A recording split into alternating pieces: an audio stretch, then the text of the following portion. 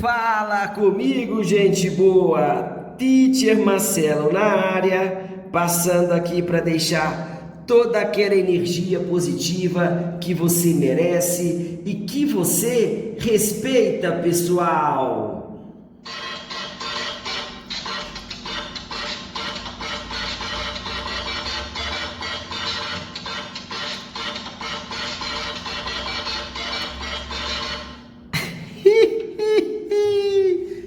Essa é da época do teacher, grande Mário Bros. Moçada, na aulinha de hoje iremos falar a respeito de forças ou atrações intermoleculares. Sempre quando eu me refiro a essa palavrinha inter, isso aqui passa uma ideia de entre. Então, eu estou me referindo às atrações que ocorrem entre moléculas. Aquela atração que você respeita, que ocorre entre moléculas, isso aí são as atrações intermoleculares. Por exemplo, o teacher colocou os 3 estados físicos da matéria. Eu coloquei aqui o sólido, o líquido e o gasoso. É isso mesmo. Quando as moléculas elas se encontram muito próximas umas das outras, elas se encontram no estado sólido. Quando existe uma certa distância umas das outras, isso aqui eu já posso me referir ao líquido. Quando a distância, goiaba, é a maior distância possível, então eu me refiro ao gás. Tudo bem? Sim ou não? Então, quando eu penso nessas forças ou atrações intermoleculares, concorda comigo que a molécula do sólido, o contato com outras moléculas, você concorda comigo que esse contato é muito superior que o líquido e muito superior, por sua vez, que o gás? Beleza? Então, quando eu penso nas forças intermoleculares, elas serão mais intensas em um sólido. Tudo bem? Será intermediária no líquido e será um valor praticamente desprezível no gás. Convém ressaltar que essa partícula gasosa, bonitona que o teacher representou aqui, moçada, você concorda comigo que essa partícula gasosa, se você imaginar o tamanho de uma molécula dessa, ampliar essa molécula para o tamanho de uma bola de tênis, tudo bem? Se ela se choca aqui agora com outra molécula gasosa, essa molécula, após esse choque, ela percorre aproximadamente 1,8 quilômetro para o próximo choque, se ela fosse do tamanho de uma bola de tênis. Por que eu estou falando isso? Quando a gente pensa no gás, o tamanho da partícula gasosa é totalmente desprezível pela distância que esse gás percorre para o próximo choque aleatório. Tudo bem? Beleza? Por que você está falando isso, teacher? Ô goiabinha, se isso aqui é uma distância gigantesca, a atração dessa molécula com essa molécula é praticamente nula. É a mesma coisa que você chega para sua namorada e fala assim, ó, eu nunca mais quero te ver, vou embora. Ela vira para você e fala, então tá bom, pode ir.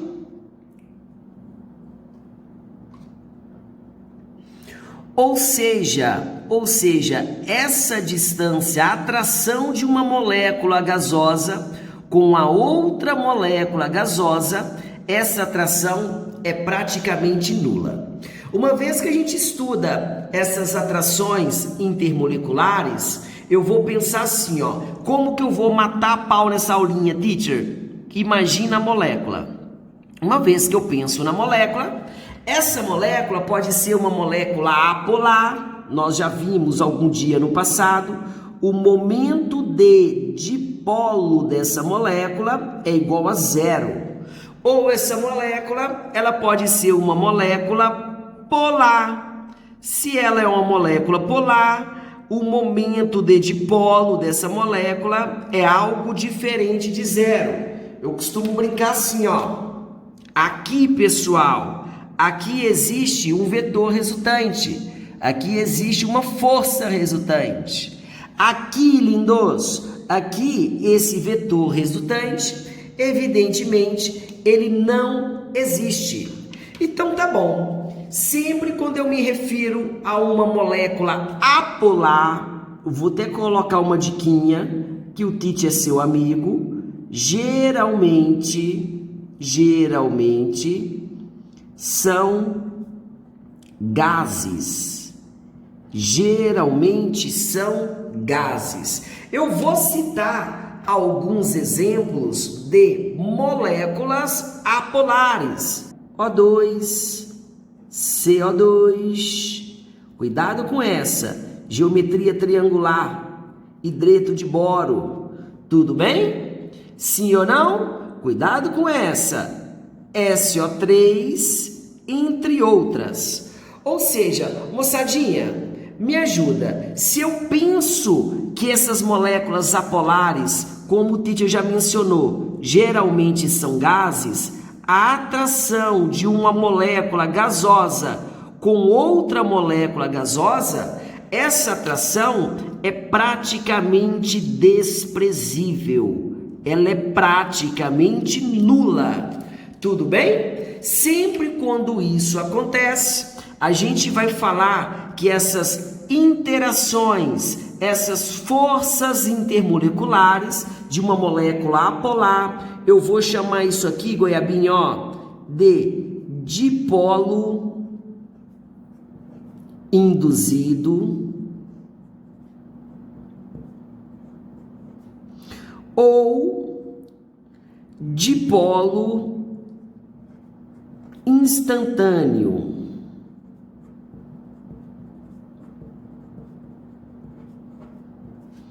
Beleza? Então tá bom, teacher. Joia, chique.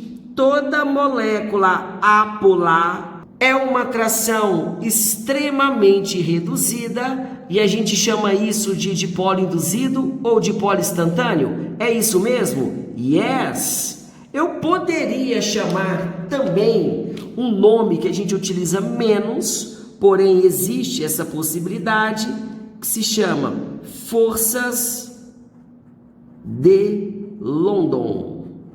Pode crer? Tudo bem? Aí eu penso assim, quando eu me refiro a uma molécula polar, existem duas possibilidades.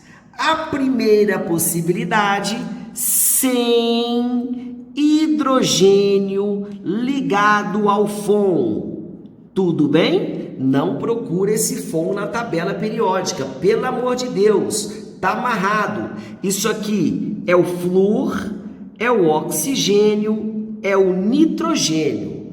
Tudo bem? Então tá bom. Teacher, agora eu vou ter que pensar em uma molécula polar sem hidrogênio ligado ao FON. Eu poderia falar no ácido sulfídrico, eu poderia falar no dióxido de enxofre, eu poderia falar no HBr, no HI, entre outros.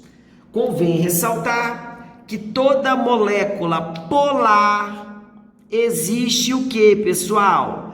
A formação de polos. Eu vou ter a parte positiva e a parte negativa.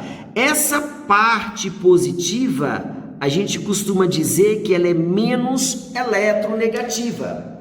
Essa parte negativa, isso aqui, goiaba, vai ser mais eletronegativo. Se a molécula é polar, existe a formação de polos. Boa! Esse tipo de interação polar sem hidrogênio ligado ao FON. O nome mais bonitinho disso aqui, moçada, é quando a gente chama de dipolo permanente. Dipolo permanente. Ou poderia ser dipolo.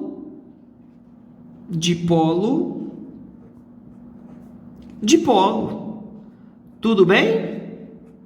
Teacher, dipolo permanente é mais bonito. Eu concordo, e mais atual, viu, moçada? Numa prova aberta, procura priorizar o nomezinho mais atual, dipolo permanente. Esse dipolo permanente é uma interação intermediária. Tudo bem? É mais forte, mais intensa que o dipolo induzido e menos intenso que essa interação que eu vou falar já já. Beleza? Existiu um jovenzinho chamado Van der Waals. Esse cara, ele foi o cara das forças intermoleculares.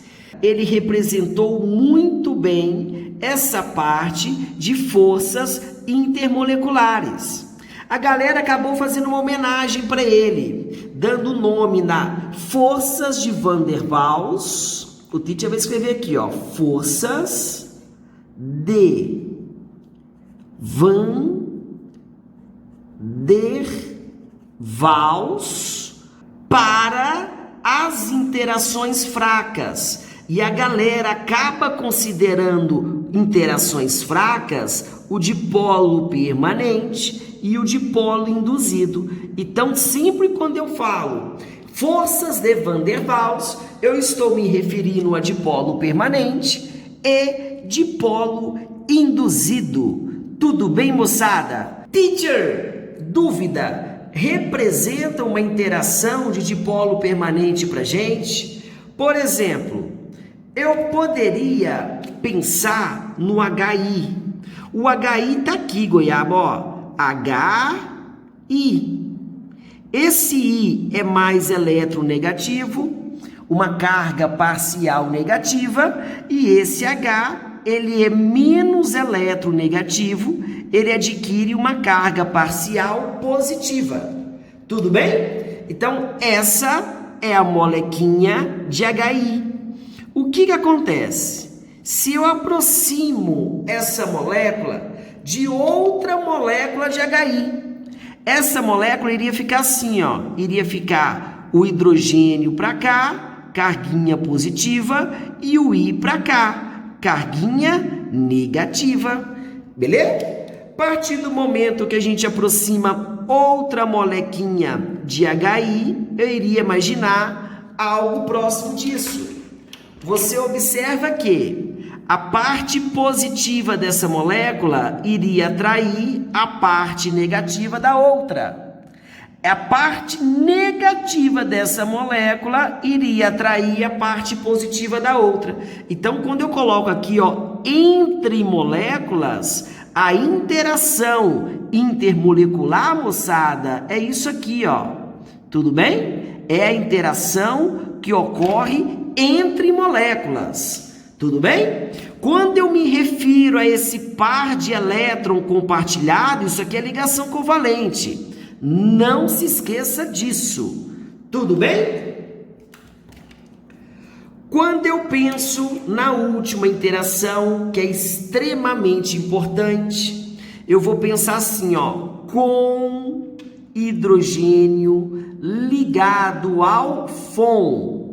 Com hidrogênio ligado ao FON. Então, os exemplos clássicos é tipo a água, amônia, o ácido fluorídrico, entre outros.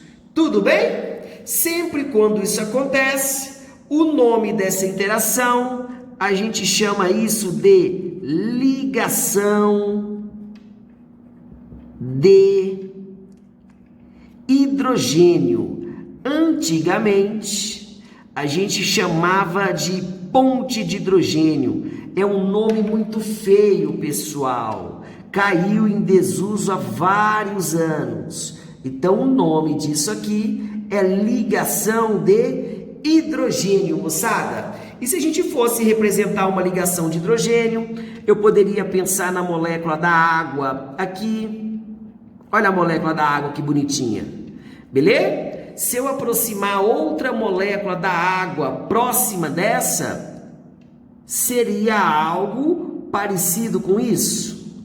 Vou colocar um hidrogênio para cá, parzinho de elétron.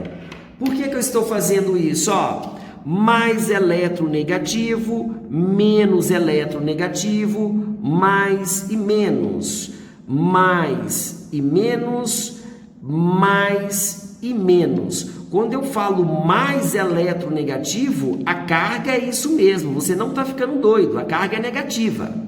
Quando eu falo menos, é positivo. Tudo bem? Convém ressaltar que essa eletronegatividade que é fonfon, cloro, bromo, uísque, pH, quanto mais próximo do flúor, mais negativo é, mais intenso é. Então me ajuda, pessoal, lindos, lindas. A parte negativa de uma molécula vai interagir com a parte positiva da outra. A atração intermolecular é isso aqui, ó, ela está aqui, ó. Tudo bem? Eu volto a frisar, moçada. Quando eu penso nesse pauzinho sem maldade,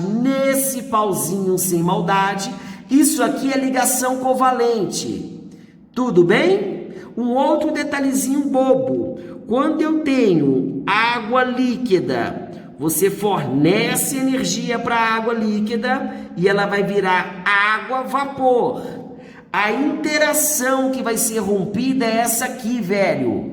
Tudo bem? É a interação intermolecular. A água líquida aqui, pessoas, quando passa para vapor, a interação que vai ser rompida aqui são as interações intermoleculares. Aí essa aguinha do líquido, ela vai lá para o vapor. Pode crer?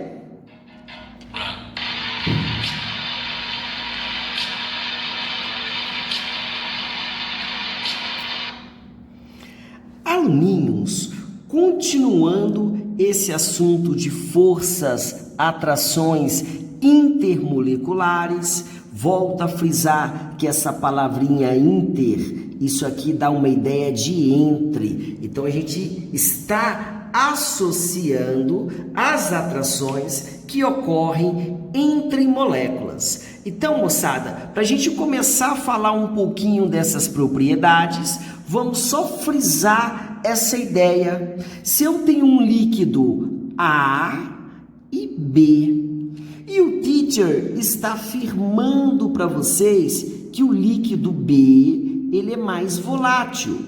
Se o líquido B, ele passa de líquido para vapor mais facilmente, quer dizer que essas forças intermoleculares são menos intensas. Tudo bem? Beleza? Sempre quando eu me refiro nessas forças intermoleculares, eu vou pensar nas três principais, beleza? A mais forte, a mais intensa seria a ligação de hidrogênio. Depois a intermediária seria o dipolo permanente. E a mais fraca, moçada, a mais de boa, a mais fraquinha, dipolo induzido ou dipolo instantâneo. Convém ressaltar que sempre quando eu me refiro a dipolo permanente ou dipolo-dipolo ou dipolo induzido, dipolo instantâneo, eu estou pensando nas forças de Van der Waals. Combinado? Belezinha. Então me ajuda, meninos. Quando eu me refiro às propriedades, o teacher vai citar duas propriedades interessantes para vocês, com alguns bons exemplos, que seria a solubilidade e a temperatura de ebulição. Olha essa primeira pergunta do teacher. Mais solúvel em água. Eu citei 3 exemplos. Quando eu me refiro na solubilidade em água, eu vou pensar nesse aspecto. Semelhante, dissolve, semelhante. É o famoso polar, dissolve polar, e apolar, dissolve apolar. Lindos, lindas, metano, geometria tetraédrica, 4 ligantes iguais. Essa molécula, meninos, é uma molécula apolar. Quando eu penso nesse exemplo, eu sei que também é o cloro. Quando eu me refiro ao clorometano, geometria tetraédrica, você observa a presença de um Cl, isso aqui torna a molécula polar. Beleza? Quando eu me refiro ao metanol, substância extremamente tóxica, além de identificar uma ligação de hidrogênio, moçada, eu sei que essa molécula, evidentemente, ela é bastante polar. Então eu vou pensar assim, ó, uma vez que eu consigo identificar polar e apolar, vamos imaginar as interações resultantes, pessoal. Aqui, por ser molécula apolar, eu teria dipolo induzido, dipolo instantâneo. Essa molécula ela não é solúvel em água, tudo bem? Na verdade, ela é insolúvel em água. Quando eu observo o clorometano, esse Cl ligado a carbono, isso aqui vai ocorrer a formação de polos, mais eletronegativo, menos eletronegativo. Isso aqui, pessoal, seria um dipolo-dipolo ou dipolo permanente. Como o Teacher já mencionou, isso aqui seria ligação de hidrogênio.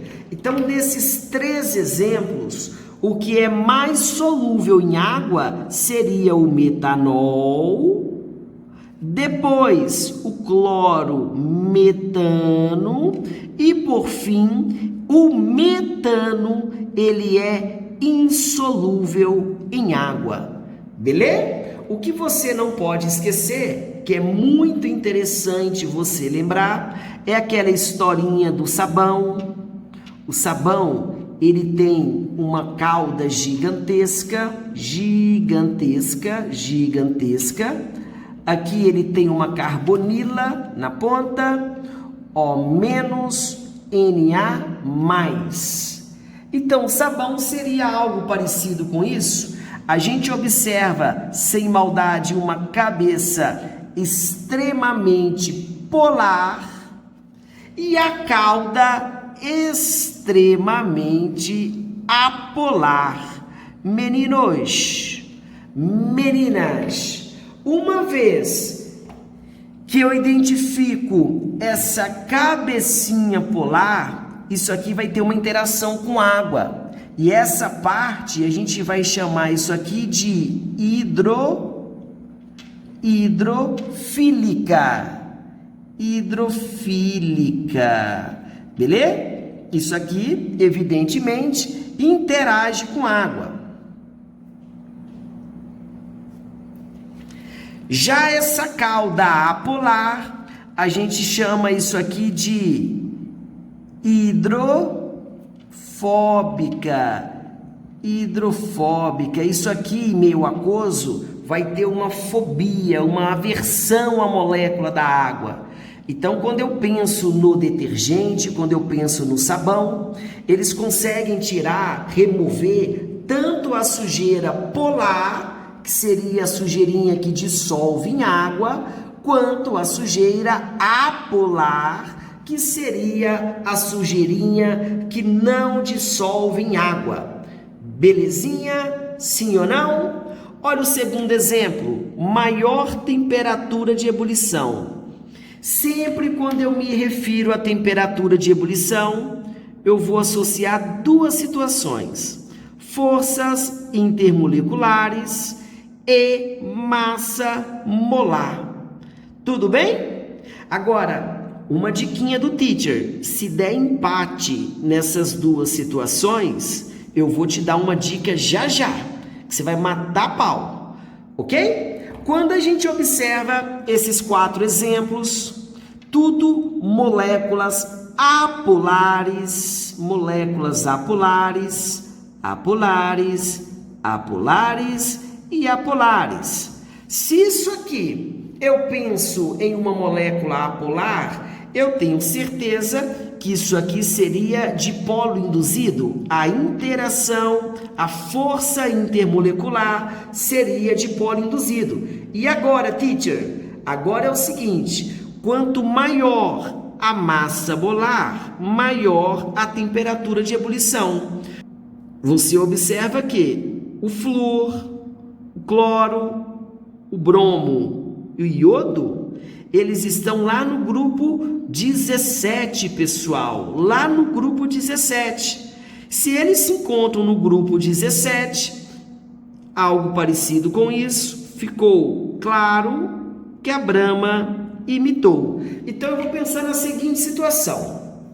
Quando eu me refiro ao F2, se eu quero saber temperatura de ebulição, as interações intermoleculares é algo próximo disso, moçada, ó, algo próximo disso.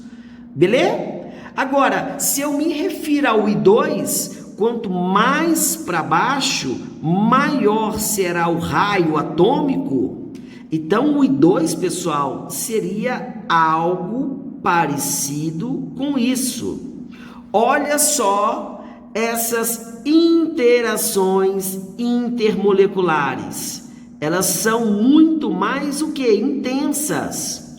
Então, a temperatura de ebulição aqui, moçada, eu vou pensar como sendo algo parecido com isso. O F2 é menor que o Cl2, que é menor que o Br2, que é menor que o I2. Concorda comigo? Quanto maior o raio, maior será o tamanho do átomo. Se o átomo ele é gigantesco, como é o caso do iodo, essa interação, essa superfície de contato, ela é gigantesca. Tudo bem, aluninhos? Olha esse terceiro exemplo. Nesse terceiro exemplo, eu tenho aqui o que eu chamo de alcano. 1, 2, 3, 4, 5. É o famoso C5H12. Eu tenho um alcano. Observa que ele apareceu assim. E ele apareceu assim, moçada. Tudo bem? 5 átomos de carbono. 1, 2, 3, 4, 5. 1, 2, 3, 4, 5. Quem vai ter a maior temperatura de ebulição? Teacher, você pediu para observar forças intermoleculares, carbono e hidrogênio dipolo induzido. Tudo bem? Não se esqueça disso. A massa molar é a mesma. Seria 12 vezes 5 com mais 12 vezes 1. Ou seja, teacher, e agora? E agora, meu irmão, eu vou pensar na superfície de contato. Eu vou escrever esse nome aqui, ó. Superfície de contato.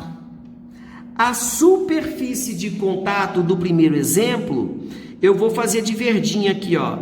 A superfície de contato do primeiro exemplo seria algo próximo disso. Então, se eu coloco outra molécula desse mesmo exemplo, é o que a gente chama de pentano. Se eu coloco outra molécula, olha o tamanho da superfície de contato. É gigantesca. Isso aqui eu tenho o que, pessoal? Eu tenho 2,2 dimetilpropano, ou eu poderia chamá-lo de dimetilpropano. Olha o tamanho dessa superfície de contato, pessoal. Olha o tamanho dessa superfície de contato. Se essa superfície de contato ela é menor, evidentemente, a temperatura de ebulição também é.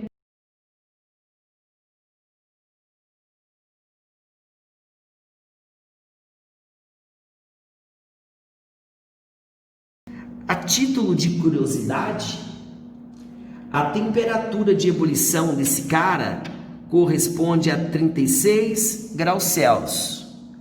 A temperatura de ebulição desse cara corresponde a 9 graus Celsius. Seres das trevas. Nesse último exemplo, o teacher colocou aqui temperatura de ebulição e massa molar.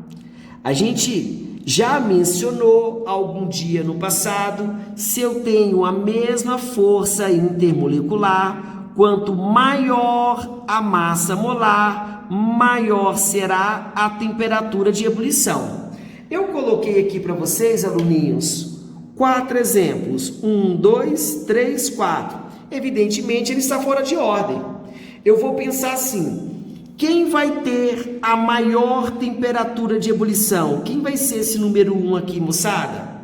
Se você observa esses 4 exemplos, Jansky, Jansky, Jansky. Esses 3 é de polo permanente, de polo permanente, de polo permanente. Agora, olha esse HF, molécula polar com hidrogênio ligado ao FON. Então, eu tenho certeza que isso aqui seria o HF. Agora, o 2, o 3 e o 4, eu vou pensar assim, quem é que possui a menor massa molar? Novamente, eu estou falando do grupo 17, que está aqui,